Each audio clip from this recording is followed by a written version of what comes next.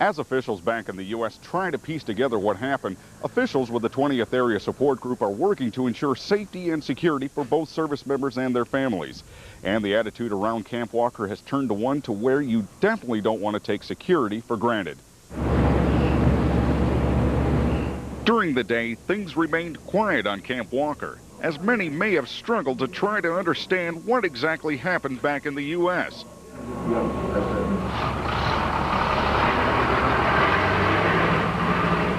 At the gates, however, it was a different story. With security bumped up to the highest level, many experienced some delays while going about their day-to-day routine. But a short walk around the post said quite clearly that it definitely wasn't business as usual. While many closed their doors until further notice, shoppers were glad the commissary and post exchange stayed open. And just as expected, reactions to the atrocity varied somewhat, but followed a basic pattern.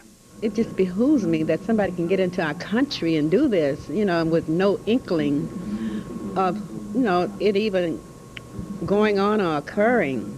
It's just devastating. While many each day across the globe wait anxiously for the latest developments of the tragedy, forces here in Korea are carrying out their mission on a high state of readiness. Red Cross offices throughout Korea are also standing by, ready to lend a hand and in some cases help some cope with the situation. Reporting from Daegu, I'm Army Sergeant Jerry Malec, AFN News. The youngsters got involved in their own way, creating masterpieces with many colors and plenty of stars. It's different colors mixed up, and I put the stars on it. It's the planet, and that's the Earth. With each ribbon completed, their support for both disaster victims and the U.S. military grew stronger. I just make sure that whoever victim's family left out in this world have a hope and life is worth to live. America, USA, red, white, and blue, we just love you and we're here to support you. Morning was nothing, and then people go to bed, and when they wake up in the morning, there's going to be all these beautiful bows all over post. Yeah. It's good for the heart and the soul.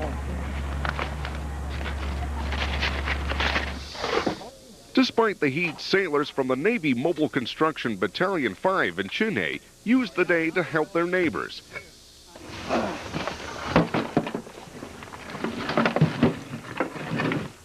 With wheelbarrows, shovels, and rakes in hand, they charged ahead with the mission of clearing a piece of land where a building used to sit to make way for a brand new playground for this children's orphanage. As you can tell, even clearing a small lot such as this isn't as easy as it looks. And for obvious reason, the big equipment can't come down, so chores such as these have to be done the old-fashioned way. Program manager Marty Blanton put the class together to involve both students and parents.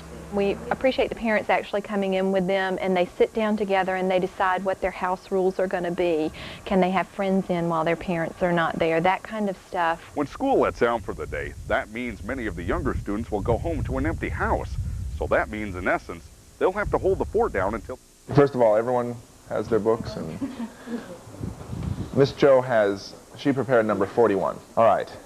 In a quiet room in the Choguk County District Office in Wagon, Captain Louise Alvarez talks English with these school teachers. The thumbs up? Yeah, I don't know. Alvarez has taught English once a week for a month and a half. It makes me feel good about myself and about what we are doing here in Korea, what the Army is doing here. It makes me feel fulfilled.